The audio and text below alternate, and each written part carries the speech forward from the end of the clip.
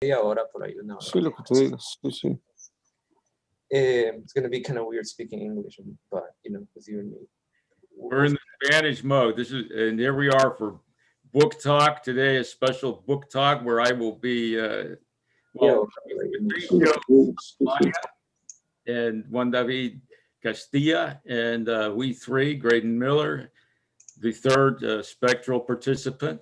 We're taking on Robert Louis Stevenson's tale, The Body Snatcher. That's right, The Body Snatcher. Yeah. Welcome back, everybody, to Book Talk number 5. We're doing the 5th one, and it's a great accomplishment.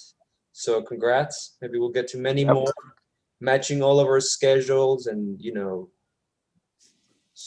going through life and making it. So congrats to you guys. Yeah, it's no easy feat being bi-coastal, Exactly. The podcast. It's a brave thing. Yeah. But here we are. The Body Snatcher.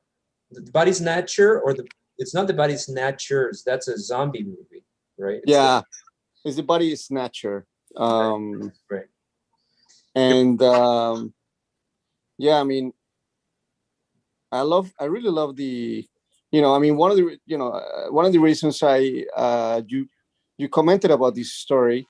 I hadn't read it, but I read a bit about how it was about a group of friends at a parlor or a saloon, just having drinks and and then I thought of us, of me, you and Grady, how this is us just chatting at a bar, about what we like. So I thought it was the perfect fit, and then you guys chose it, so I was like, perfect. It's about skeletons in the closet. Yeah, go ahead. It starts, with the gentleman who is a regular there and has his 5 cups of rum, and when the thing starts unfolding, he's on his 3rd, and he drinks 5 per night, right? So it starts at that point. He's an alcoholic, we can say safely. And kind of like the black sheep of the town, a kind of outcast, right? Yeah, and oddly enough, they call him the doctor because he's purported to have set a few bones and cured a few wounds. And then, of course, it turns out that he curiosity for finding what is the story, the behind the story, and here may be appropriate just a brief summary of summary. Yeah. So what happens is that at this part, there's somebody so this is in a town kind of far away from London, right? Mm-hmm. Do you guys remember the name of the town? Well, it might be in Edinburgh. What is it? It's Debenham. Okay. And so there's a newly set up train track going there from London, right? Yeah. And it's kind of like a small town, and somebody falls ill, right? Mm-hmm. And then they need a doctor, and there's no doctor in the town, so there's somebody coming in from London, if I'm not wrong. And that doctor is McFarlane, right? It's Wolf McFarlane. Wolf McFarlane. And he cuts a fine figure in clothing, and looks very poised and confident. The total opposite of our main character, who it turns out it is pronounced. Well, I rented the movie from 1940 something, and they pronounced it Fetties. And I've been saying Fets even in class, So I thought it was feats or feats. We've all been mispronouncing it, Yeah. Or saying it differently, rather. Yeah. So something interesting here is from the first sentence. It says 4 of us sat in the small parlor. So it means that the narrator is one of them. So who is this narrator, because it says we have the undertaker, we have the landlord and Fitz, and then who is myself here, that it says who is this guy? It's the 4th man. He's Yeah. the man in the stand-in for the reader. Obviously, he was the one equipped to unfold the tale.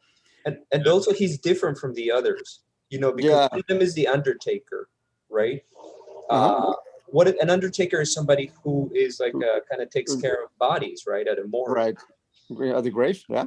Yeah. The other one would be the manager, right? The Landlord. manager, the landlord. Then we have Fetties, right? Fetties. Whatever you say, Yeah. how we pronounce it, Fetties. And then you have the fourth one, but he seems to be younger and brighter than the other ones. I don't know if you would agree with that. You know, and this is where I love about these stories, how I feel that he might be like this ideal reader, you know, like for that time, a smart Londoner, you know, a smart Englishman, but from the first moment, he gets us into the story. You know, he wants us to be in that bar, you know, with them having drinks, you know, being like says he's four of us, he says. So he wants us to be one of them, you know. So I love that when a writer involves the reader from the first moment. Right. And then he's not present he's present as a voice, but he's not, we don't know who his name, his occupation, you know, so it's kind of like a phantasmagorical, ghost-like, like that presence, you know? He vanishes to plunge us fully into the story, and that occurs in the first section of it, which is it culminates with Fetish, the ne'er-do-well drunkard, meeting Wolf McFarlane, the famous, renowned London doctor who comes to treat the local landlord. He's well dressed, like you said, right? Like he looks fit, like white, he looks dressed, he's solid. Gold watch, all that stuff. Yeah. Well coiffed and perhaps without conscience, because Fetish recognizes him as a figure from his past, and he just trembles. He's just absolutely shocked, and he shocks Wolf McFarlane because he calls him by the name Toddy, which he hates. That's an interesting. I didn't think about that, but he hates being called that. And the way Wolf McFarlane talks to Fetties is so demeaning. It's like, oh man, what happened to you? Like, you need money? We are gonna make sure to send you some money. Like, really demeaning, you know? It hasn't changed, you know. And you know, before, like, I love how, you know, Grady's taking us along the story, but I just want to stop in that moment where when Grady was mentioning how when they meet, I love how Stevenson describes the location, you know, so sharp in every moment, you know.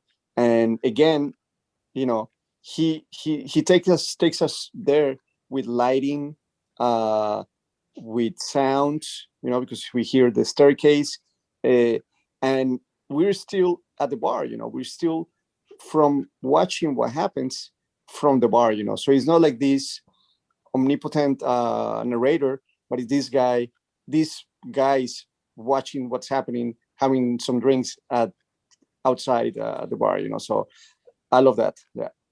And it's so interesting how the whole plot works, because then there's that description that you're talking about.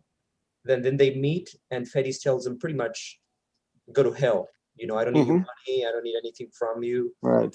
Just get out of here. And it's just like, at first it seems like the drunkard is off, right? Like, just, oh my God, what is he doing? He's right, like, yeah. Later we get into the story of who Fetties is or was. And it starts like literally like a biography. And then the fourth man in the story is like, well, you must be curious as to why this event, this confrontation took place.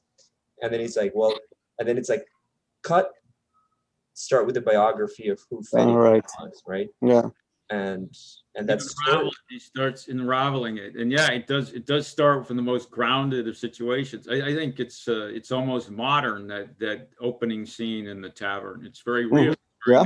Right. In this story, of course, it takes us to the supernatural, and also I think very, very high moral ground through a very rich narrative that includes all these observations and senses and magic of language, and at the heart of it is an illicit trade that was it was well rooted in Edinburgh, and there's a person called K, Mr. K, who's the anatomist who Oh, yeah, exactly. cadavers, and indeed there was a Mr. Knox, the famous anatomist of Edinburgh, and he hired criminals. It was not only a well-known case there, but kind of prevalent, people sacking graves, and it very much follows the outlines of that, where I think the turning points of the story almost reveal themselves. Fetish is a medical student, and he's an assistant to Mr. K, and who needs cadavers, and he starts dealing with this other young. He's Wolf McFarlane at that time, young medical student, and a very good one, To me, the whole story is a study in insecurity, like moral and ethical insecurity, or like not being sure of yourself. Yeah, it very much involves silence, the silence about what you know and what you're already involved in, because fetish gets taken to picking up the cadavers, and it's fine business until one day arrives the cadaver of a woman he saw alive and well the day before, Jane Galbraith. It's like the snowball effect, Grady. Like the same way in Conan Doyle's story, where like the guy who had been hired, or was being persecuted by the KKK, could have just stopped it, at some point, and then when he tried to stop it, it was way too late. It even like bled on to his family, right? Like that kind of guilt or that KKK issue. Here, Fetties could have, just by speaking out right away, finish the whole ordeal. Like, I'm not going to, but he like lets it be murky. You know what I mean? He's like unsure of himself. Well, McFarlane actually, he brings up to McFarlane that, I think there are some marks of on the body of Jane Galbraith, and he owns up right away. He said, it's possible that he could be murdered, and then he quickly admits, he lets him in on what's up. Yeah, but by then, in my mind, it's already too late. Because like there's like a few episodes prior where he's kind of doubtful, like what's going on here? Where are they getting the bodies from? Why do they come so late at night? Yeah, it's definitely insecurity, but it's also. Sorry, Greg, I interrupt you. Yeah, you were saying, Grady? Oh, I'm listening to you now. Okay, sorry, I interrupt you. I didn't want to interrupt you. Yeah, it's definitely insecurity, but we can also see how it's like you said, but it's also, for me, it's a character study, and it's a character story both of somebody insecure, like Fettis, that still is doubting about what to do, and then McFarlane, who he's a complete psychopath. He says it. But he's a cool psychopath. You know what I mean? Yeah. Because he doesn't. Yeah, go ahead. Yeah. No. He just doesn't. He's actually. I mean, he's even. I see him almost as a serial killer. He's actually using almost this. I see it not only for the money, but also, to just kind of get rid of anybody he dislikes. Let me kind of correct what I said right away, because I mean a cool psychopath in the sense that he comes across as a man of the world. Okay, he has way more money than Fettis. He's sure of himself. I picture him taller, better looking, slick.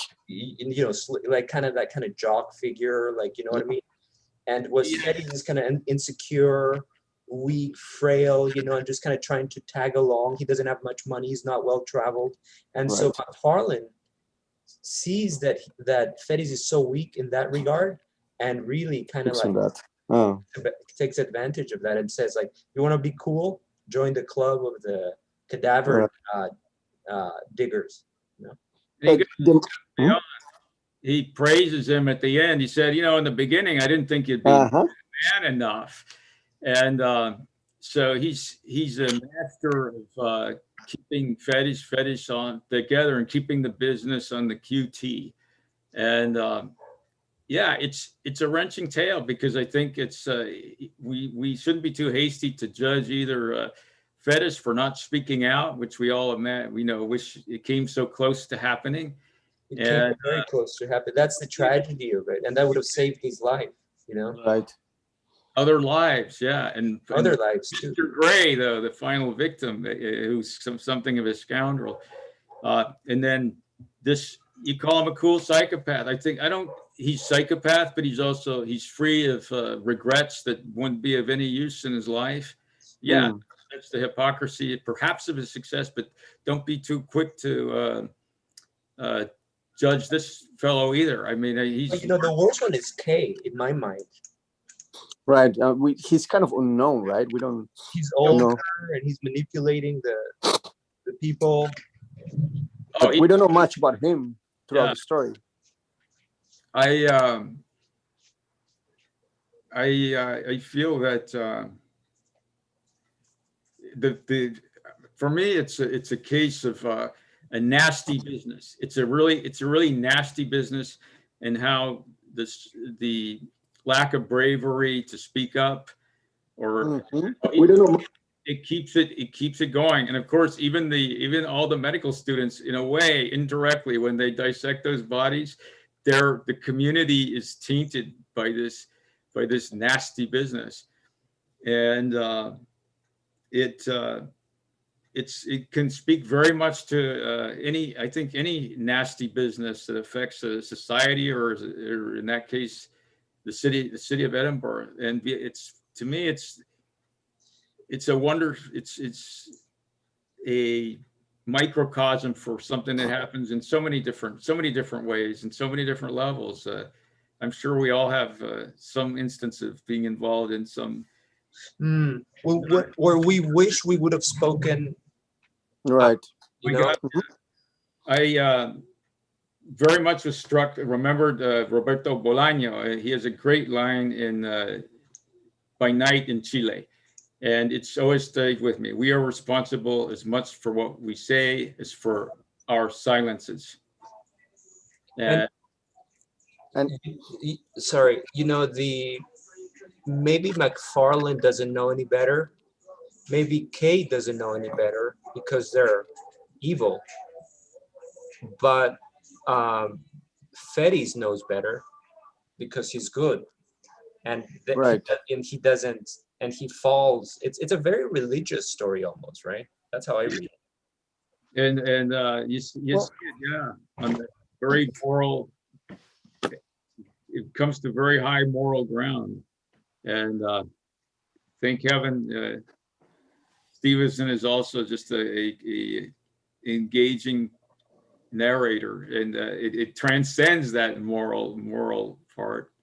You know, McFarlane uses, I love this part where he uses his like cosmopolitanism to make Fetties, it's almost like a class thing. Like, you want to be part of the winners, you got to do this. You know, actually, I have to give credit. It was one of my students who Chase Carpenter, in the English class that I'm teaching, who said that it seems like it's cutthroat.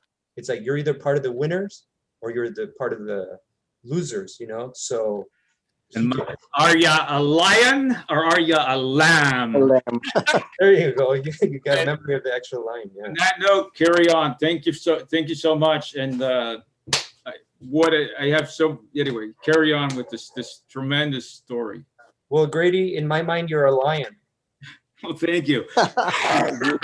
You're a jaguar. Jaguar. Rugen los jaguares. They roar. Well, cheers. And cheers, buddy. till the new one. All right, great. You take care, right? Yes. Okay, we'll miss you. All right. You too. Well, going back to McFarlane, he has. I mean, he's a psychopath, but he also he says in one of his lines that he has contempt. So he has a number of issues going on. Like he really hates on the people that a lot of the people he's doing this on. But think about this. The girl that that Fetus realizes that he knows her. He had gone out with her the day before. It's a date, literally. Right? They had a date, and the next day he finds out, that that basically she got killed by Fetus, and he's finds, and then he dissects her. Just imagine that. So it's so weak of him, right? And to, like, not say that he doesn't agree with it, right? And then McFarlane tells him, like, don't worry about it, man. 3 days or give it a week or something, and then you will forget. But think about this, because then Fetus he says, I actually forgot about it. The prophecy was true. Like a few weeks later, I forgot about it. So it's kind of true, right? But the crime comes back to haunt him anyway, right? Yeah, because it's amazing that he says there's a moment where when he gets paid. And I think Fetus says it's okay. This is not like this is going to change or this is going to destroy your life, but it actually destroys his life. Because you see that once he receives the money, once he signs the contract, with the devil, he becomes a drunk and just destroys his life. So it really shows how delicate are to be taking our decisions. Like if we choose something morally wrong, it's not going to be a week or two. It's going to take our lives. But it seems like people can get away with it, but I don't know who said it. Nobody gets away with anything in a way. You know what I mean? Even if he did, or like he's already kind of corrupted himself. It's so interesting to me that Stevenson grew up in a very kind of religious household. He was the only child of a very religious household. Both his parents were, he grew up with a nanny who was highly religious. His parents were religious in Scotland, Protestant, and as far as I know. And he left his religious household. He kind of fought against it and decided to become a man of the world. He started drinking a lot actually when he was a young man, and going to prostitute houses and all these things, and kind of rejecting religion. He even wrote in his diary, like, I do not, I don't follow the precepts or everything I disagree with. And then his father found his diary. So I guess what I'm trying to bring up here is for somebody who was so reactionary, not reactionary is not the right word, reactive against his religious background. So rebellious, yeah. I read this story as a kind of it's so much more religious than anything else that I've read by other writers like Conan Doyle or anything like that. I mean, if you think of what's San Agustin, and Lope de Vega, it's writers, that they kind of started, they went down the hill. They went almost to hell, and then they were able to come back and reform themselves, or they try. I mean, you see somebody like Stevenson, or like San Agustin becoming San Agustin, or like Lope de Vega becoming a priest, you know. It's very ironic that Lope de Vega became a priest, because he had such a wild life, and then like the last couple years of his life, I think he's like, okay, now I'm a priest. Yeah. Before the judgment call. We don't know the real reasons of that. Some people say it's money, but I think he's just he settled his mind. He needed to, he found change. I mean, especially when his wife died, he said that was it. There was nothing good out of it if he kept going the way he was going. The unfortunate thing with Stevenson is that he didn't have a chance. Not that, I mean, I don't care whether he would go one way or the other, but like it's unfortunate that his life was cut so short and he died so young. I don't know how old. How old was he when he died? I think he was like 42. Let me It's just pretty young, yeah. But he was definitely young, and he suffered from like bad health, lung problems and whatnot. And he fell in love with an older woman from California who was married. So his poor parents, who had like a lot of kind of expectations of him, suddenly he's like become this bon vivant, and like frequenting these places and like right. religion, and falling in love with a woman that was 10 years older, married, and with children, with an American woman. And then he went to follow her all the way in California here. Huh. So imagine taking a ship in the like 19th century, to go all the way from Scotland to New York, from New York to California to follow a married woman. That was Stevenson. You have to be so passionate to do that, yeah. Right. Especially at the time, I didn't know that Stevenson had been in California. That's a new one to me. In Monterrey, California. Yeah. I used to live around there. Wow. Really? Okay. Well, there you go. So, but not Monterey Park. No, Monterey. Like Napa Valley. Yeah. Really? Wait, it's on Monterey's on the valley? No, there's Monterey Park, which is near Cal State LA. Oh, okay. Like Alhambra. Okay. Right. Yeah, that's right. There's Monterey Park, which is near Napa Valley. And Monterey is like more far away, right? Way more far away. Oh, yeah. Oh, but no, maybe I'm wrong. Actually, well, I do not. Monterey is another city on the coast. Because I used to work I did some jobs in Monterey, and it was far away. That's what I remember. Yeah. It's north. Yeah. But he lived there, and he also lived in Napa Valley, I think. And then the woman, something fell through, and then he had to go through to the South Islands in like Samoa, or I don't know exactly, but like he had a life, and just to finish this anecdote, when he came to California, he wrote a book about it, the Amateur Immigrant, and it was already set to be published, but his father and his family saw that he had said a lot of things that they didn't agree with. For example, social class. He had traveled in like second class, okay, as opposed to he came from a kind of wealthy family or well off, right. So it was just so interesting about that like his dad didn't allow him to be polished because of mentioning his social class, like he will deter the family name. Exactly. So, he was a really rebellious character, but at the end of the day, he was depending on his parents too, who gave him money throughout his life, through Bohemian, That's interesting about, that and Doyle, Doyle is completely different, right?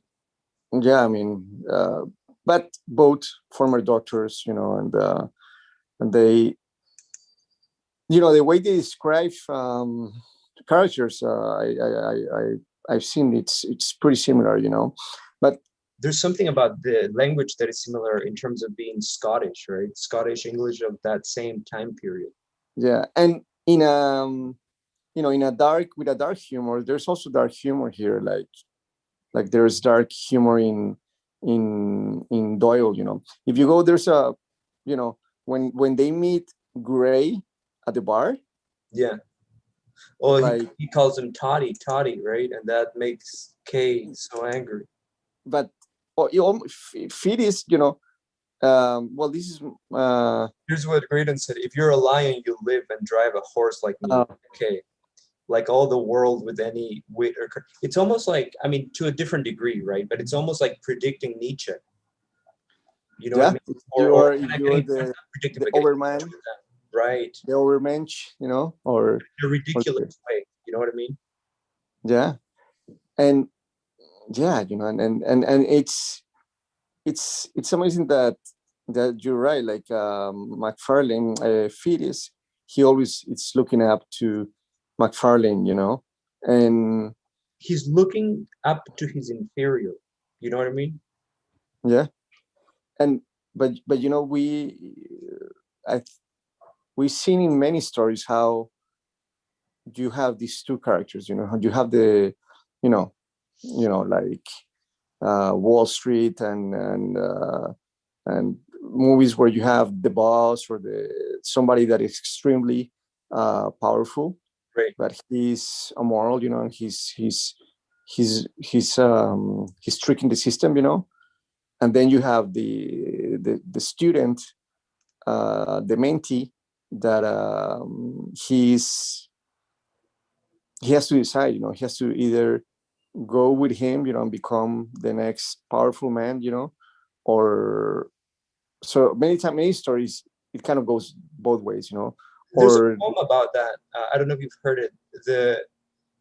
It's almost like the really smart ones are full of doubt, while the idiots are full of passionate intensity, or something like that. who said that, I don't remember, but that line, I'm quoting it wrong. I'm not quoting it exactly, but it's about, and it's almost like about the 20th century, or I think we've all been somewhat, yeah. culpable of something like that to a lesser degree, when we see like a kind of an idiotic, cool friend or something, we go along with it, or you know what I mean? Yeah, I mean, especially, when we were younger, I mean, I guess everybody, we did silly things, we just follow the crowd, and Oh, it's the second coming. Would you mind if we looked at the poem really quickly? to what? The poem is called The Second Oh Coming. yeah. Just really quickly. Who, Yeats, W. W.B. Yeats. Yeats. Yes. Yeats. Yeah. So I'm just gonna read here. Yeah, really, please. Turning and turning in the whitening gyre, the falcon cannot hear the falconer. Things fall apart. The center cannot hold. And then I got an advertisement. By the magazine. Yeah, the center cannot hold. Mere anarchy is loosed upon the world. The blood-dim tide is loosed, and everywhere the ceremony of innocence is drowned. The ceremony of innocence is drowned. The best lack all conviction, while the worst are full of passionate intensity. The best lack all conviction, while the worst are full of passionate intensity. I mean, that's a description of like the 20th century, right? Well, and it reminds me, I don't know why, of also of I think Onetti says this, that there's something where he says, I rather have enemies and have hate and be full of hate than not be anybody, that right. It's almost which is, especially at those times, that somebody with passion, even if they were the wrong passions or passions directed like the leaders, right, of the early 20th century. That's yeah, but those would be more respected to somebody with no conviction, somebody that would just be completely passive, So in this case, somebody like Fides, he's kind of just for the ride, He's like, okay, sure, yeah, I'll help you, I mean, I'll sign the contract. Yeah, yeah, and and he doesn't come of age until after the issue, right? So Takes a while, because they do it for a number of times. yeah, that saying comes up soon. Least said, soonest mended. They say that in the story. Least said, soonest mended. So like, the less you say, the faster the thing heals, or something like that. And as opposed to just calling it what it is, for calling it by its name. But if and that's true. But you see, Fetus, he never really, like, it was not him. He didn't have a strong character. It actually took him, what we know it happened at the end, for them to freak out, for him to stop. So what happened? So can you walk us a little bit as to what happens at the end, and then we'll talk about it. Right. So what happens is, Fetus, he's convinced to go along with the deal of stealing bodies. So they steal a number of bodies, to dissect, to give them to their students. Of course, they get paid for this. They're making a good amount of money, and it's just amazing how well, we'll maybe talk about later how they see the head as a prize, and they give it like to their favorite students. Things like that. He stops feeling guilty about it, or he pretends to, and starts enjoying the kind of power kick that he gets from, buying bodies off a gray, right?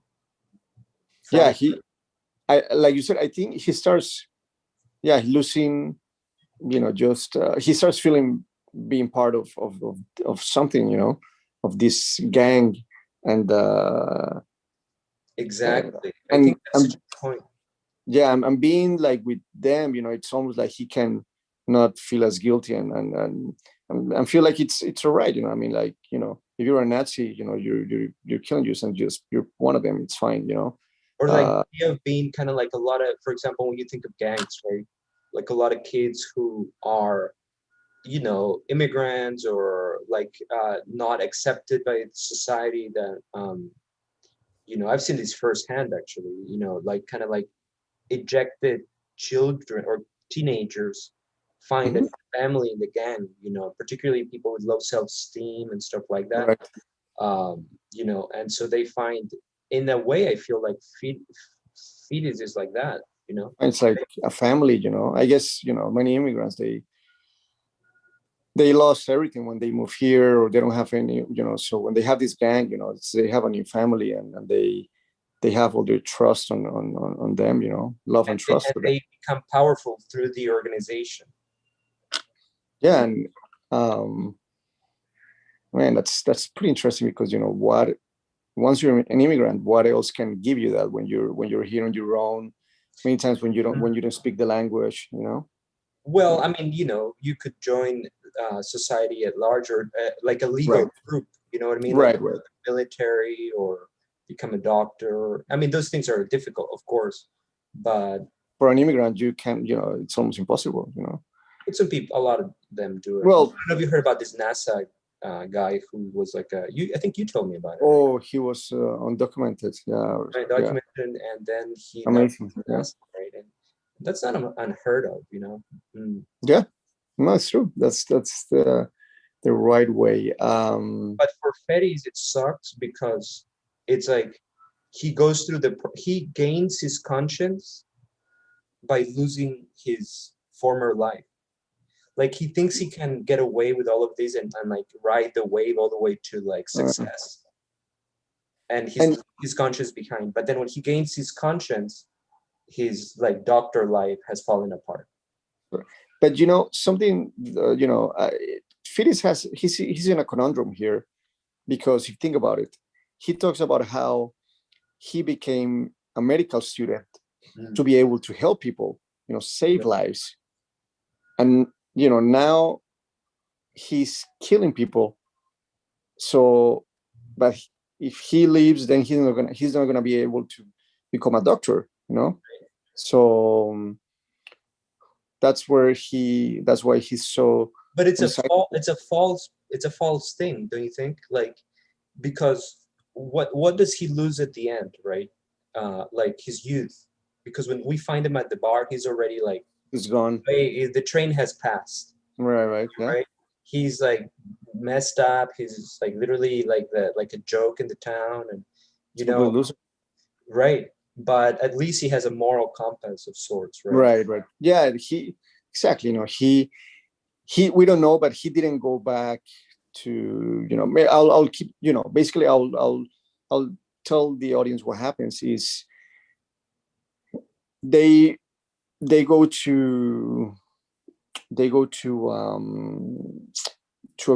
a burial in the middle of nowhere, and Who are they going to bury? it's the The girl. farmer's wife. It's a farmer's wife.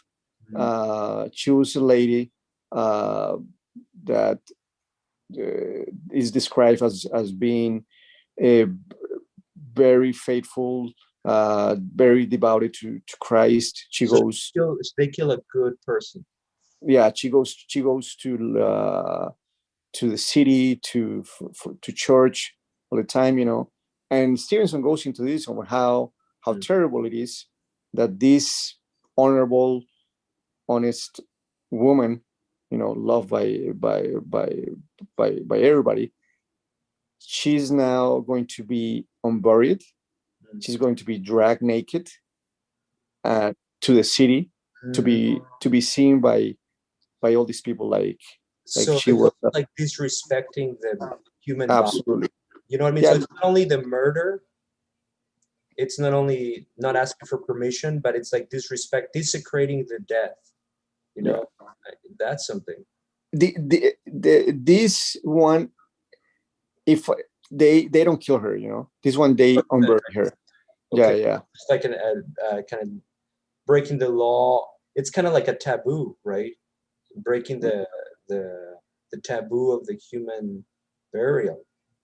and it describes as she's still, they say fresh, because when they unbury her, they had buried her the day before, or like few hours before, so it's almost like as if she was still alive, and so it's interesting because this is what really impacts fetus, like Well, this is where at the end, though, I mean, I want to ask you for your like interpretation, because I've heard a few interpretations, right? Because at the end, what happens is like it's really dark and the weather plays a big role again. right? Yeah. It's rainy, it's dark, right? Yeah. And then the lamp goes off, and they're just gonna like reach their limit of their wrongdoing or something, right? Exactly. Yeah, it's both of them. They reach the limit, and I think both of them know that they've done evil, and they're scared to death, So in this case, Kay plays the role of the devil. He's not really present, but he's like driving the whole situation from the shadows. Yeah, Kay is very unknown. I mean, what do we know about Kay? And why does he even want to do that? Like if you think about it, what is the point of getting those bodies of dead bodies and taking them out of their coffins after they've been buried to bring them to be dissected in the classroom? It seems like it's either an error by Stevenson, because it sounds like too much of a thing, like to go like we're just gonna go kill people and get their bodies, or people who died, and or maybe Kay is just like pretending that he is doing it for dissection, and he's really enjoying the breaking of the taboo, to kill people. I think in this case, I think it's because of money, and I think Kay, he's the hospital, let's call it school director, and bodies have always been very expensive, and especially before, it's not as common as now to give your body to medicine. Right. People were just volunteering that. They were volunteer, so it will be extremely expensive. And I also for for classes, if when a body can be, let's call it fresh, it's easier to find and to show body parts and different the blood and just things. The body decays very easily. In this case, then the story would be kind of similar to Frankenstein, in a way. Like Yeah. There's the element of the kind of desecrating the human body. It's a huge kind of taboo, that is broken. Yeah. Stevenson goes for paragraphs about how wrong is to do this. How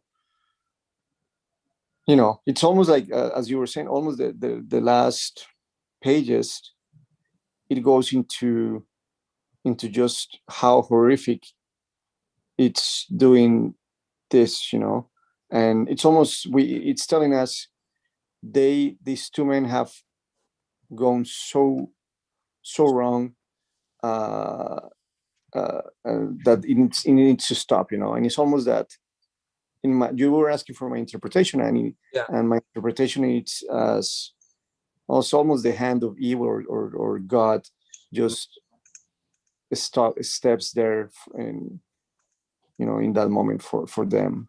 If you go to, let me see, well, you want to look at the very ending?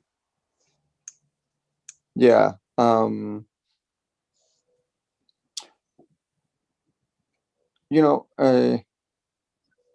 it's not okay. that is not a woman, said McFarlane, right? Oh yeah, it's not a woman. So they're bringing the woman. Okay, let's see. An interesting word of the word ghastly comrade, right? And did you know that the word comrade comes from camarada in Spanish? But I didn't know it was from Spanish. Yeah. It comes from camarada. I think from the Spanish. I don't know. I don't want to say wrong, but from the Spanish Civil War. No, but here it can't be. But it comes from Spanish camarada, and now it's become comrade. But the description. Okay. Oh yeah. The description here, it's amazing. Just think of that scene with the rain, with darkness. This story was meant to be for a horror magazine, Yeah, and that's a good point. And it really, when you read it and you really delve into it, it's, if you're in there with them, it's pretty damn scary. And interesting from Stevenson's perspective, just really quickly, is that he's trying to do both. I think he's being a kind of entertaining writer, right, of substance. You know yeah. what I mean?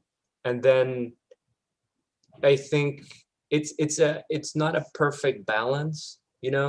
Just like a little criticism. I think it's great, and the language is amazing and all of that, but this is kind of, you tell me, but I think that the more I read Stevenson, the more I think he's a deeper writer than Conan Doyle. Yeah. But I like Conan Doyle better because he's tighter and his craft is just perfection. Whereas Stevenson seems to be he's got such depth that it's difficult to control. Yeah, no, definitely.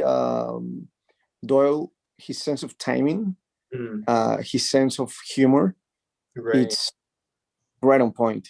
He doesn't go so far as Stevenson does. It's like Stevenson is truly there, like neurotically trying to find the truth. Exactly. Yeah, and like Stevenson is almost like dissecting the case and the minds and going, like I said, really deep into it, but in that way, along the way, finding maybe the danger of losing the reader, because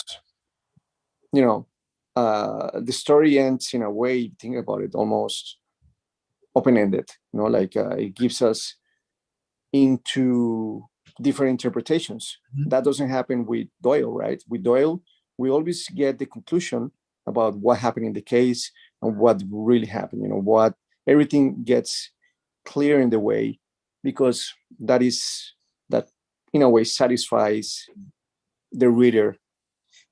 It's almost like a short novel emerging from this narrative, like it wants to be a short novella. Exactly. Yeah, I think Stevenson it tends to, and it's better for the long form. He like he's deeper than Doyle.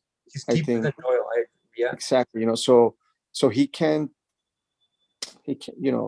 But Doyle is more perfect. But Doyle is more of just a stylist and just working on every word.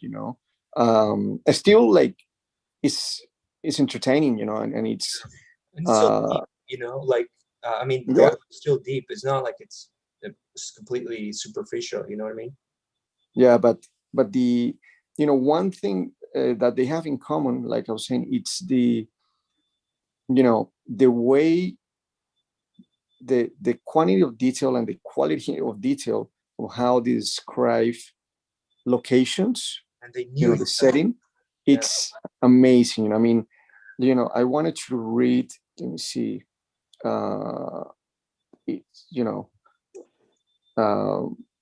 This is when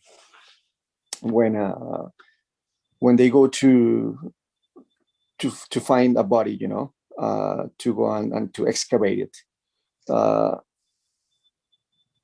So I'm just going to read an excerpt of that. Yeah.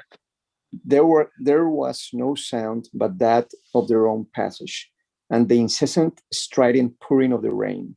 It was pitch dark. Here and there, a white gate or a white stone in the wall guided them for a short space across the night. But for the most part, it was at a foot pace, and almost groping, that they picked their way through that resonant blackness to their solemn and isolated destination. In the sunken woods that traversed the neighborhood of the burying ground, the last glimmer failed them, and it became necessary to kindle a match and re-illumine one of the lanterns of the gig. Thus, under the dripping trees and environed by huge and moving shadows, they reached the scene of their unhallowed labors. Wow. It's like, this. It's so visually powerful, and it takes me there. Right. I was there when I was reading this. I was with them in the rain, in the middle of the woods, in complete darkness. Yeah. You know what Chesterton said about Stevenson? He said something that the right word always seemed to be at the tip of his pen. The right word always seemed to be at the tip of his pen, so like it was always like so precise, Yeah. And I want to show you something just for fun, but that goes along with what you're saying. Let me see if I can. He's so precise. So precise. You know what? His handwriting is precise too. So. Oh, really? Just for fun here. Can you see the screen? Yeah. So this is the book, the ebook that I've started to read, the Amateur Immigrant by Robert Louis Stevenson. It's like 50 pages only. Let me see if I can find it here.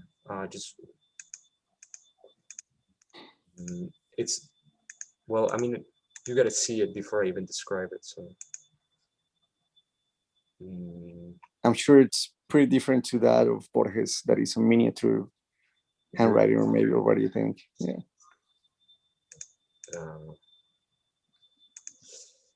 I had it here, man. Chronology. So there's a chronology. Okay. Appendix essay. Content. Okay, I'm gonna find it now. It's really worth seeing. So chronology. So he's really kind of. So while you look for it, here's my question. Did he also delve into poetry? Did he also write poems? He wrote a couple books of poems. One of them called a children's book of a children's garden of verses. A children's garden of verses. and he wrote a couple Oh, of books. see that. He didn't consider himself a poet.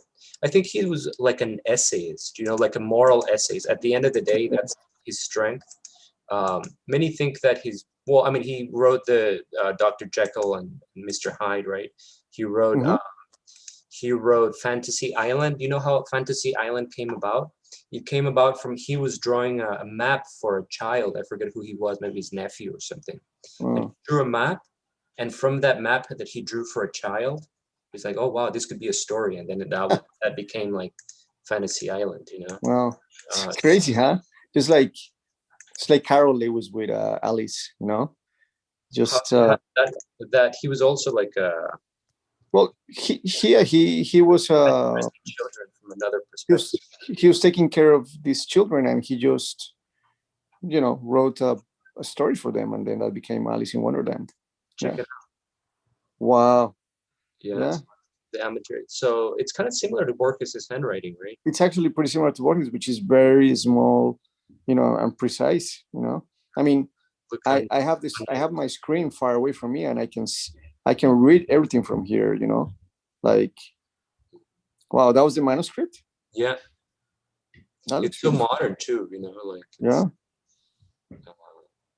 yeah, I love it. Yeah, so it's at Yale University. I wanted to share that with you. It's he. I love how the combination of the language of even though it's there, he doesn't go into specific terms about medicine, but how he uses that knowledge he has about medicine into this. No, but I'm not sure that he was a doctor. I think, are we sure about that? He was okay. He? I don't know, because I think we said it last time, but I think we might have been wrong. So I think he was like an engineer. Let's see, because there's like a bio here. Just check, because then that's pretty wrong. But I'm sure I know that he knew Conan Doyle. Okay, so here's the bio. I don't know if we see it here. So was born in Edinburgh and is remembered today as one of Scotland's greatest writers, celebrated for such masterly novels, blah, blah, blah.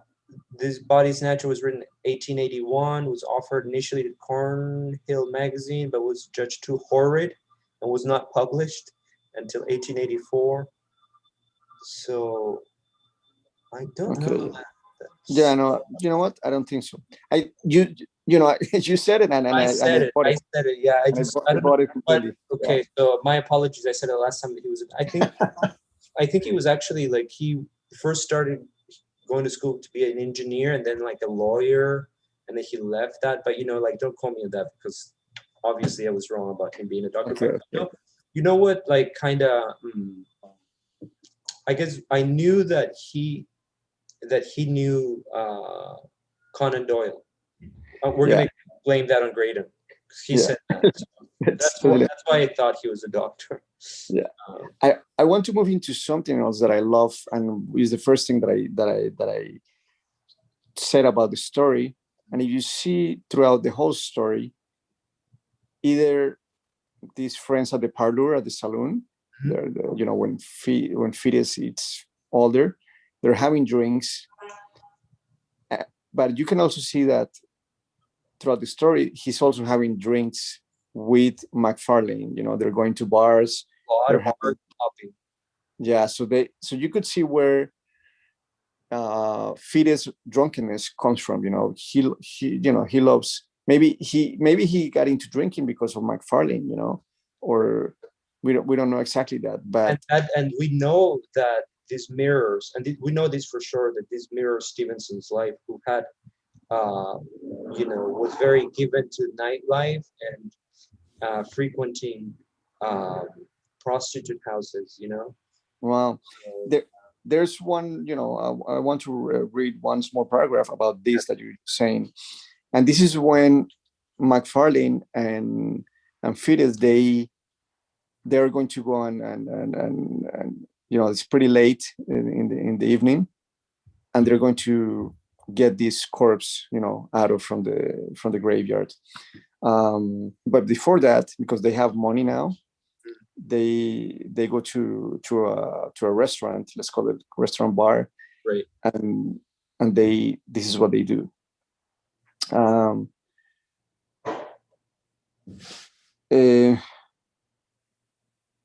They stopped once to hide their implements in a thick bush not far from the churchyard. And once again, at the features tryst, that's the place, to have a toast before the kitchen fire and bury their nips of whiskey with a glass of ale. When they reach their journey's end, what we call a chaser. Yeah. Huh?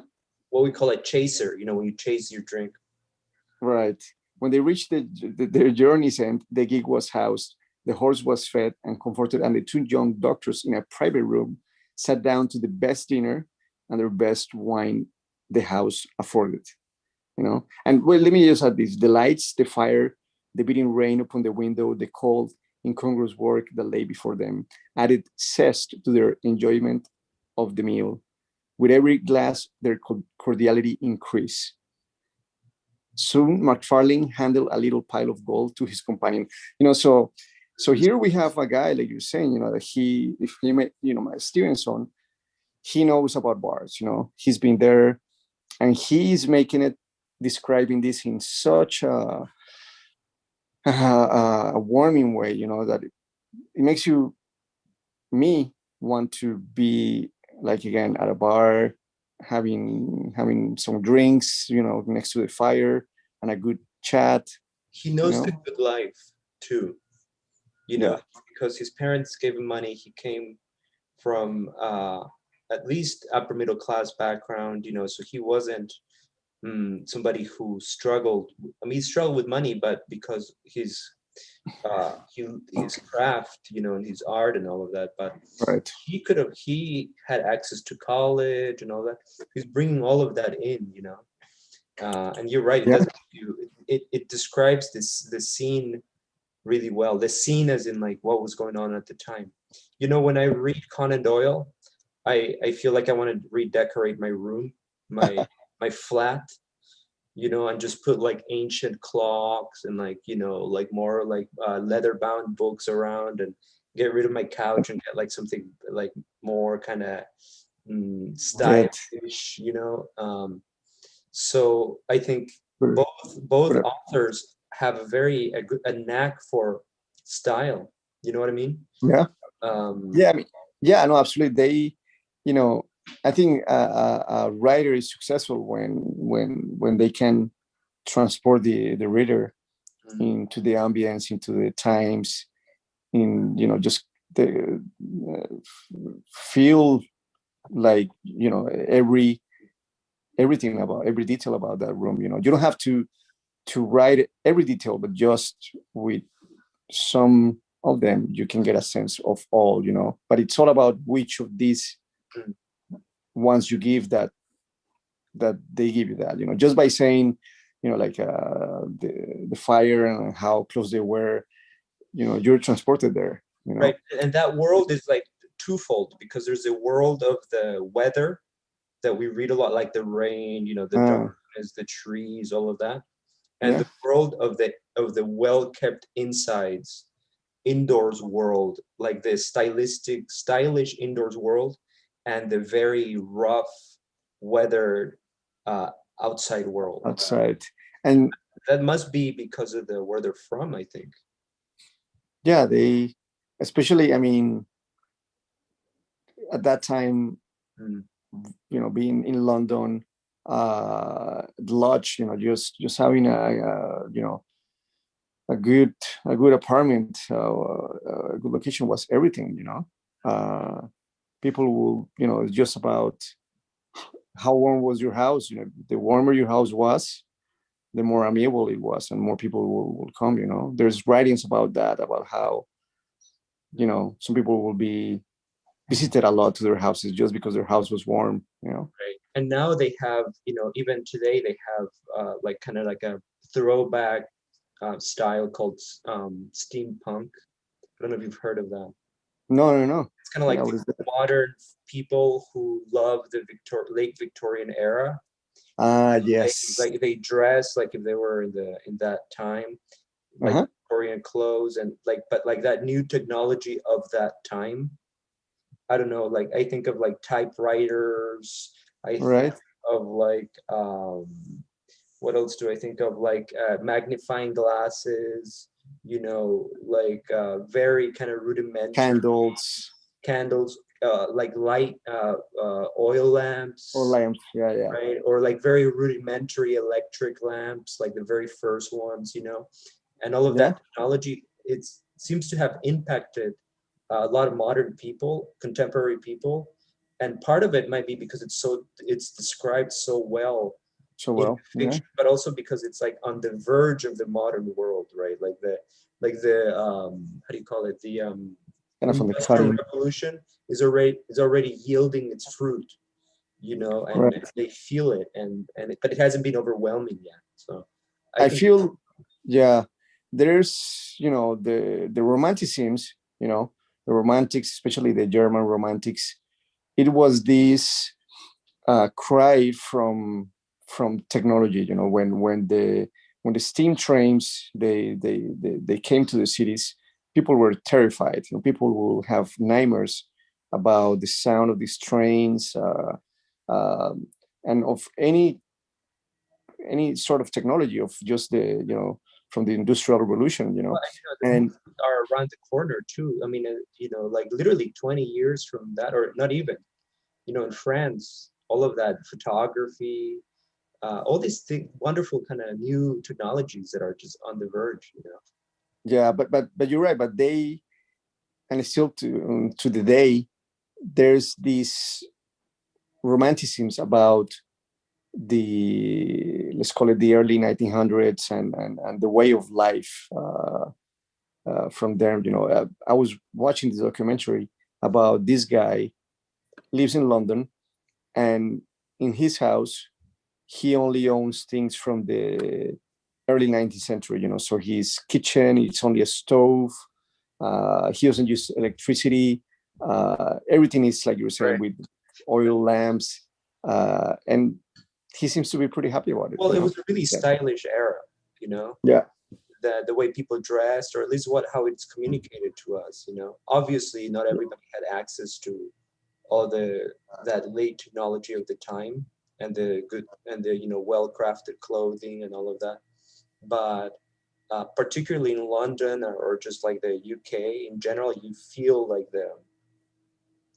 hmm, it's like the kind of the cusp of the 19th century, before the mess of the 20th century. Because once you get to like 1914, World War I, World War II, all of then it becomes Changes.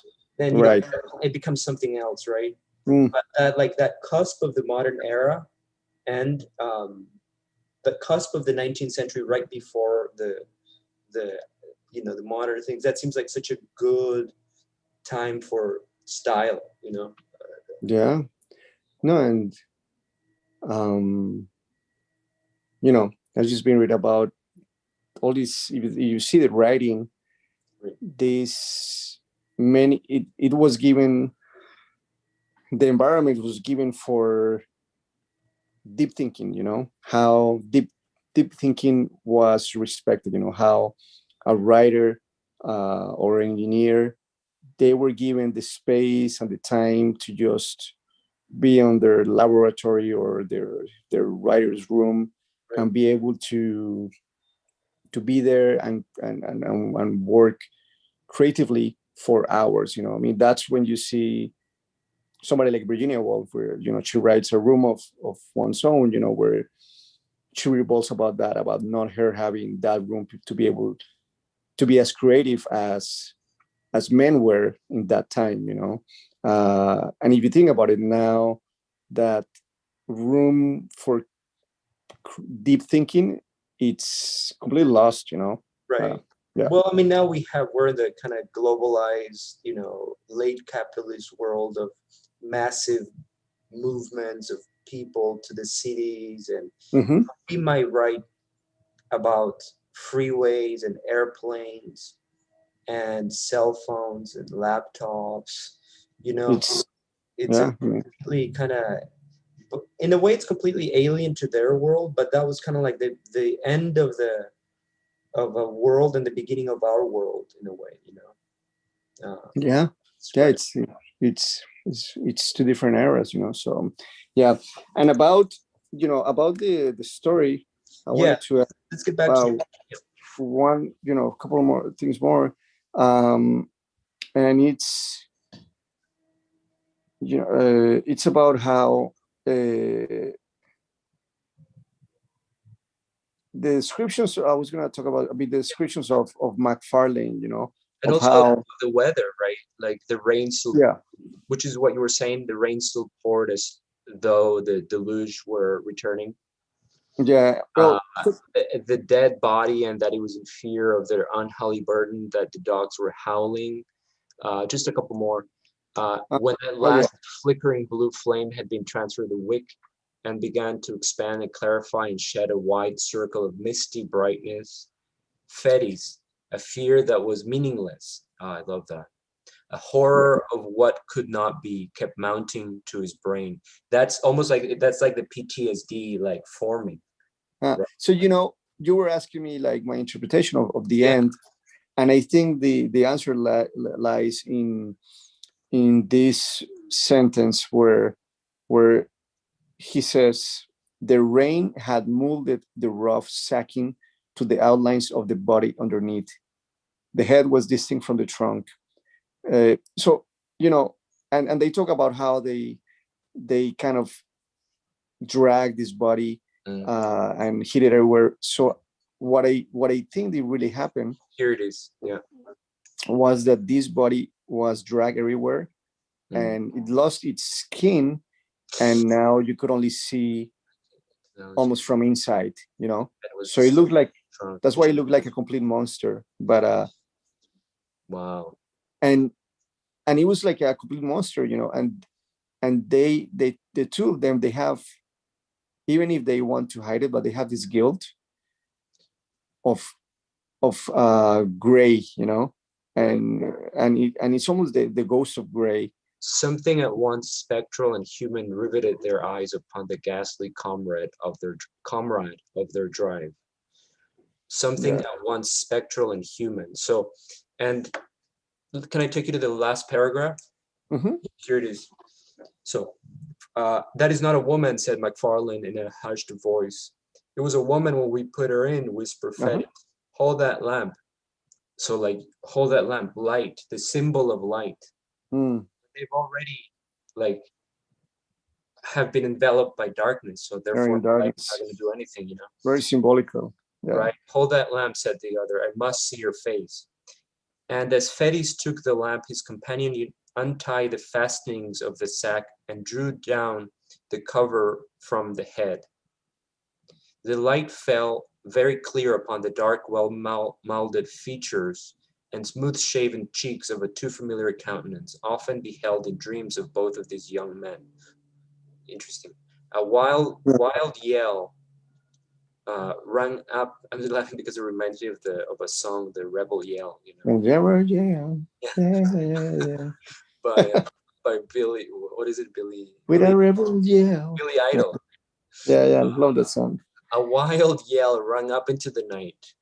Each leaped from his own side into the roadway, and the lamp fell, broke, and was extinguished. And the horse, terrified by this unusual commotion, bounded and went off toward Edinburgh at a gallop, bearing along with it sole occupant of the gig, the body of the dead and long dissected grave. Wow, that's extremely symbolic, and and you could see here that the light fell, and it's almost, and each one ran their own way, and it's what happened in their lives. Like they darkness fell into them in that moment, or their lives, and each one kept, I mean, Fetus, in a way, we could say that he stopped doing what he was doing, but it still was unveiled by darkness. Uh, Well, and we see him like 20 years later, over 20 years later, like the story makes sense finally, because it's like that's the trauma or whatever, you know. And That's then why, yeah, he's like in his 40s or 50s, I don't know how old he is, or maybe even later, even more, yeah. as a kind of drunkard in a But in, exactly, in a country bar, you he know. could never recover, you know. Mm. Like like even if he didn't stay with them, killing more people, but he was gone, you know. And there's a moment where I forgot where it is, but where after they, in the moment they give him the money, he says something like, I threw maybe, the money away or something like that, right? Is that what you're talking about? uh, no, I remember that one, but there's a moment where basically when he gets the money or the check, the he says something like, you know, maybe I gave my, okay, okay, here it is. uh, My dear fellow, said McFarlane, what a boy you are. What harm has come to you? What harm, Boy, what harm can come to you if you hold your tongue? And that moment, you know, it's almost, you know, his life. reverting to the I mean, you know, like he gave away his life, you know, once he signed the check, gave it away. right. That was the, you know, it's like we have moments in life when we have to decide which are gonna, you know, either we go one way or the other. And the moment that he signed that check, you know, that he got that money the first time for Jane Gilbreth, the girl, Mm. there was no way back, you know. Right. So there's two things. One of them, that there's the ending, right? Where it's a ghost or an apparition, right? And so like the interpretation could, I think there's two or three. Mainly, one would be that it's like the hand of God, or the hand of uh, you know, the kind of superpowers in the world to Yeah. like teach them a lesson, or the evil incarnate, you know. It becomes, the whole thing becomes a horror story, right? So it's like a conflagration of forces, and that suddenly it becomes horror, right? Mm. Two, it could, and this is maybe a different more modern interpretation, it could be a psychological thing where like they've done Yeah. so many evil things that it's just caught up with their conscience, and they've lost their minds. Now, there's a reason why this one is more problematic, this interpretation is more problematic, and the reason for Mm. that is that they both see the cadaver as gray. Mm-hmm. Like, so if it had like only one person at a time can go crazy, it seems, Right. you know, but if both of them are kind of, how do you call it, corroborating the fact that it's gray, and that it's like a transmutation has taken place, then we can say that it's actually taken place, or something like that. But let me ask you something. Why do you think they saw Gray's body and not the girl's body or somebody else's body? I think the reason for that is that, okay, so like this is my interpretation, that the it's almost like where psychology meets the afterworld, or something like that. So one of them would be that their minds have reached this point of disorder and complete chaos, Mm. that reality broke down.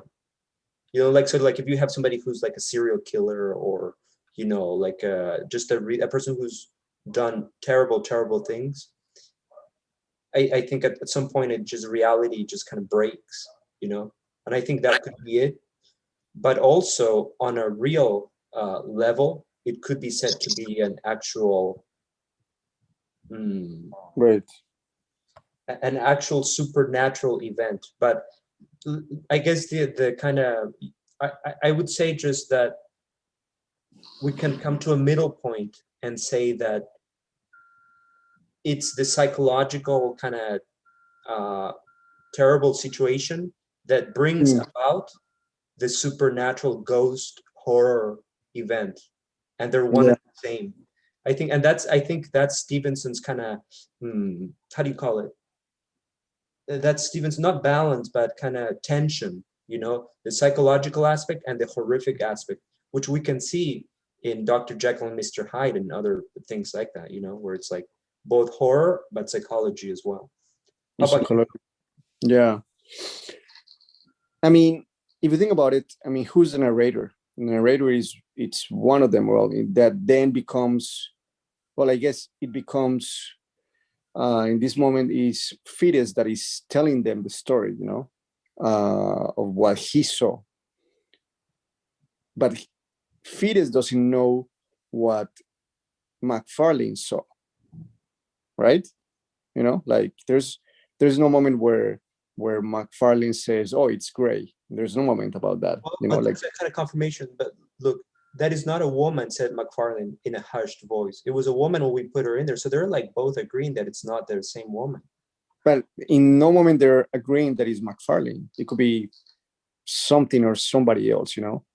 Right. So that comes from the narrator later Exactly. here.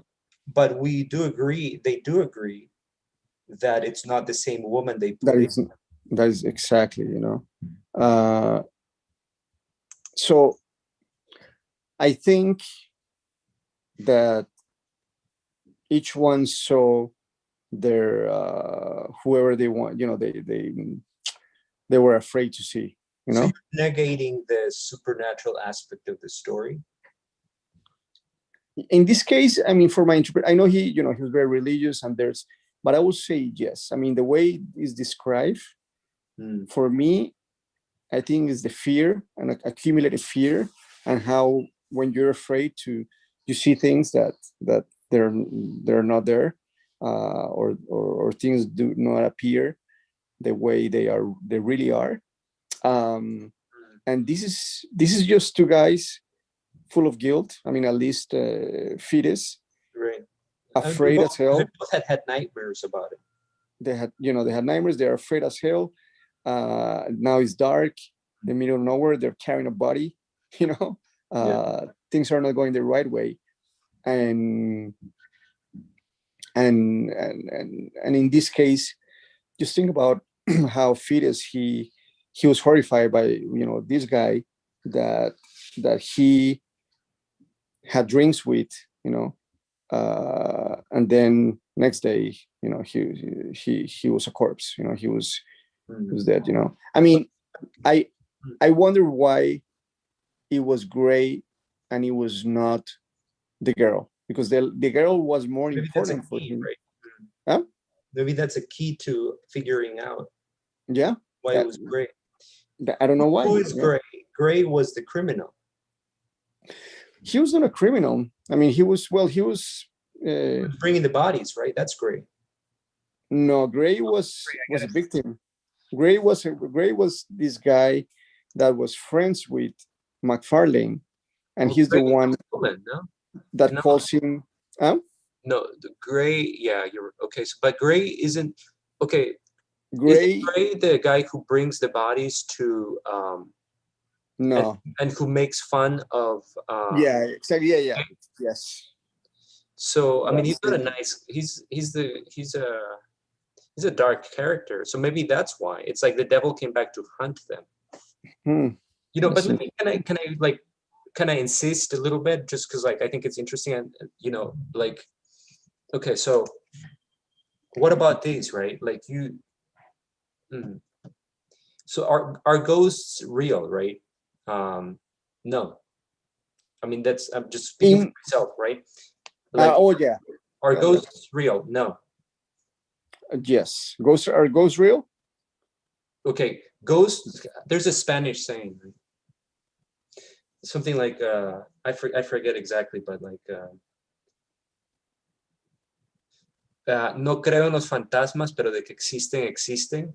You know, something like that, right? I don't believe in ghosts, but they do exist. They exist, yeah. Right. So I think it's something like that in the story, right? Like, so let me just kind of make this argument. So they're not real, okay? Ghosts are not real, but the right psychological or criminal accumulation can bring them out. Mm. And I think that's what happens here. So, I think it's a union of both. I don't know. I don't know what you Yeah. have to say. Um, In other words, it's not like a purely psychological thing, but I think it's like both. it could be both. Yeah. Like Yeah. if somebody's guilty enough, the ghosts will come out, and whether there's imagined or real, well, Right. what's the difference? Yeah. I mean, it will be interesting. I think that's the real question is why gray? That's what I was wondering. Why gray of all people? Why gray? I thought he's gonna be somebody else. But not gray. But I think gray, because gray symbolizes the evil that will come back to hunt them. We have to check how really how evil was Gray, because to my knowledge he wasn't as evil as McFarlane. I mean, if I was Stevenson's, I would have written Mr. K's body was the one that they found. That would have been more effective. Well, you're daring to rewrite the great Stevenson. Yeah. Oh, great. Good. I was writing So let me ask you, when you finish the story, did you go back to the beginning to reread it and say, because it kind of like everything makes sense now? Oh, I know now why he's drunk. Right. Yeah, I did. And that's where I found the recurrences of them drinking in of the leitmotifs. You have the leitmotifs of bars and alcohol, and of friends. It's always a group of friends here and there. You have the 4 friends at the parlor, you have the friends at the medical school, and like you were saying, it's also about it's almost insecurities and sometimes friends pressure, in some case about doing something. I mean, and in youth, particularly with the young, insecure guy who wants to be better, Right.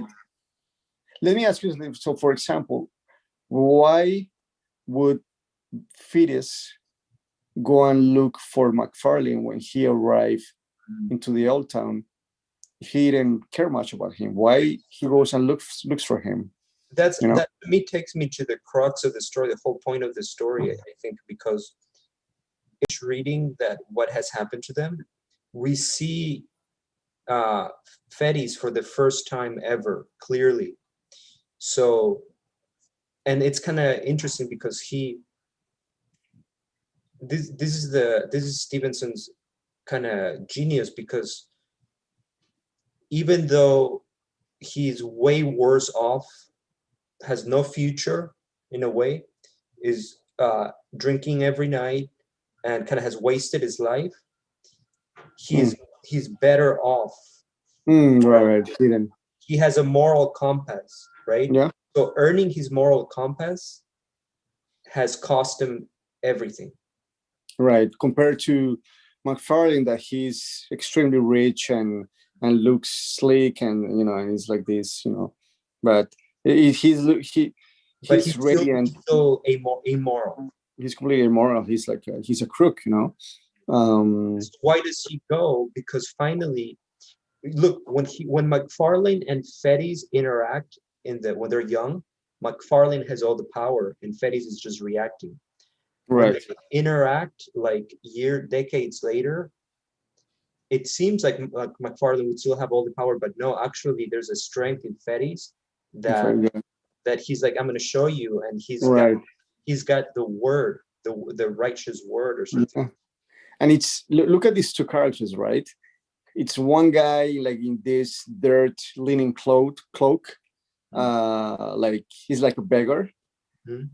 And then you have this sleek, radiant guy in a white suit, just it makes me, it makes me think of like, the Great Gatsby, of how Gatsby was like this, super sharp, like amazing looking, wealthy guy, but things, they're not as they appear to be, and like you said, yeah, the person that took the right choice, and is doing right, it's the beggar. Here, the good guy, it's whoever thought at the town that it was just a beggar, and it's this beggar. But Yeah. he made the right decision too late. Like, Yeah, I mean, it's forced upon him. You know what I mean? Like, he could have made. I guess It's- that's what Stevenson is arguing, right? That he could have made the right decision, committed. cut the thing from before it became a snowball. Yeah, he too late. Like I said, just in the moment he signed, they signed him that check. Like he accepted that first check. There was no way back. Yeah, That's it. yeah. So I think for me, the devil. Yeah, that's the moral point. In the moment that you sign your principles away, there's no way back. Right. I mean, it becomes harder and harder and harder. Harder and harder. Yeah, maybe you can change, but once you shoot that bullet, there's no way back. Right, and we see it with the Conan Doyle story too, because it's like once the Openshaw, signs in with the KKK, right? Even his extended family suffers the consequences. Dynasty. Yeah. Where he could have just like left Florida and that's it, and not ever have that money, but he used that dirty money and that kind of so maybe that's kind of like a Scottish kind of theme of right. Yeah. Not allowing a kind of take on Christianity, right? Not allowing the monster to grow, because it will haunt you and your lineage for forever. I mean, yeah. And I go back to like the underworld, like narcs and mafia, and they don't only kill your family, but they killed your descendants. So truth is the best policy. I think Benjamin Franklin said that. Yeah. There's no way around truth. It's truth or truth. Yeah. Anyway, so yeah. That's we walked through the whole story, and just I like Stevenson, and he's more poetic than Doyle. Yeah. Absolutely. Yeah. But also he's not as tight, and he's not as entertaining. So that, I don't know, as a writer, it makes me think that it's always about balance, because it's one thing to want to make an argument, but you also want to keep it under control. Yeah, if we come to criticisms we criticize this story, let's, it's amazing, it's a beautiful story, and it's so well written, but one thing I would criticize is how when it comes almost to the end, there's a number of paragraphs where is basically Stevenson given his moral point of view. Feel the author's heavy hand. Yeah, he, which with a good editor, I would have taken that out, because the story doesn't go forward in that moment. It's just Stevenson writing about how wrong is to unbury a corpse, a body, and how unmoral is to bring it back to the city where they used to go, and how immoral is this and that. I mean, you don't need that. People know it or they don't know it. But they're going to figure it out. It doesn't need to be belabored. So. Yeah, but you see that in a lot of like 18th, 19th century writers, because they almost need to have that clear for their sakes, or for the sakes of their of their well-being or their honor, as they don't want to be misinterpreted and be written by the church that they were not following, their models. Yeah. Yeah. Also, it has to do, I think, with the. I mean, this is a bigger argument that we can have another day, but like, it has to do with the falling apart of the church as a kind of moral guide, Compass. structure. Yeah. So once even though it's still there, once it falls apart as a moral guide, Mm, the writers have to come up with their own moral compass. right. And so you see a lot of like late Yeah. 19th century writers, early 20th century writers, like really trying to come up with a new moral way of being. Mm, From like Andre Gide to like Nietzsche, hmm to all these people trying to come up with a new post-Christian way of viewing the world and generating their own morality. And then, of course, after World War I, World War II, they see that, it's not as easy. It's not, to do that. because of whatever reasons, you can't give you can't just come up with a new morality or something out of the blue. Anyway, but that's a different kind of, Yeah. but Yeah, it's definitely Stevenson is part of this, I think, trying to establish his sense of right or wrong post-Christianity. yeah, it's very, very well said. Like he is you could definitely see that very clear. He's trying to establish that, in the work I read from him.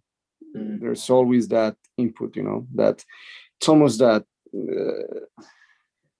he needs it to be able to, that's almost his fuel. Why? I mean, if you think about it, let's ask ourselves, why did he write this story? I mean, yeah, some magazine or horror magazine offers him, to write it, maybe needs the money, but he needs more than that. He needs to have like moral compass to write this story. He needs a reason, right? Not only to he has like plunged himself into a different world than his parents. He has gone out to. He said Christian morality is not for me, and so therefore I'm going to go out there and seek out something new, like in a very kind of almost Nietzschean way. But also how, I mean, you have to be a kind of a monster, not a monster in the bad way, but a kind of a real hero, like supernatural, to be like, okay, I'm breaking with the past and I'm gonna be my own Superman or something like that, or my own moral guide for everything. It's not as easy, It's not. I mean, I guess he was probably so dissatisfied with his life and religion that he needed to be born again, and the trip you told me he made, and how he just disappeared from there. And I was reading from your text that he will travel under a different name, so he different class and purpose, he wanted to just see the world with different eyes and just be somebody else. So and you see, I don't think Doyle would ever even think about anything like, even right though now he traveled too, to the United States, and he had his own like convictions but they're very different kind of souls, Stevenson, your typical like almost not lost soul, but inquiring, you know what I mean? Where like Doyle is like solid, physically even like stout, right. I mean, and you can see that in his writing, how like Sherlock Holmes is so structured, right? It's so structured. Right. I mean, it's every story, every case, it's a full structure, like we know how it begins, I mean, everything is laid out. The paragraph just kind of clocks. Everything, it's like Tetris, everything just fits. And then you have Stevenson, which is kind of more loose end, right? Like this story, it's just anything would happen, he like, so it's insane how he's probably making up the story as he goes. As he goes, maybe, it's insane how dogs resemble their masters, but also how short stories resemble their writers. I think that's a great point to like end with. Short Yeah. stories resemble their writers in the same way that dogs resemble their masters. Most times, yeah. That's good. And so I don't know what we're going to read next, but we'll talk to Graydon, who we missed his point of view here. Yeah. But he will be here next time, and We'll catch up with him. and, Yeah. and let's do a Spanish book soon. Okay, we can do Hagámosle. no hay, el coronel no tiene quien escriba, or we can do Bolaño or Borges. We'll see. Yeah, exactly. I'll add something. Oh my God. Yeah. There's a story of That's Bolaño. something that we'll keep talking for like 2 hours. I know. But there's a story of Bolaño, which is about two guys. Like, it's about this guy that he gets killed, and he's at the hospital, and these guys, they go and steal him, steal his corpse. He's a ghost, so he's still attached to the corpse. And so these hippies, they steal this corpse for money, and they sell it to like an art dealer that he's like this affluent, famous artist. And because this guy is basically gonna, have him do stuff with him. So it reminded me here a little bit of this. Anyway, I just wanted to say that. Take it. What's the title of the story? I have to double check. I forgot the name. Yeah, but I'll check for the next podcast. So maybe we'll do that story next. Okay. I think Graydon would be all for it, and I'm Graydon will love it, and we can do it in Spanish. Okay. Sounds good. Juan David. All right, Patricio. Take it easy, buddy.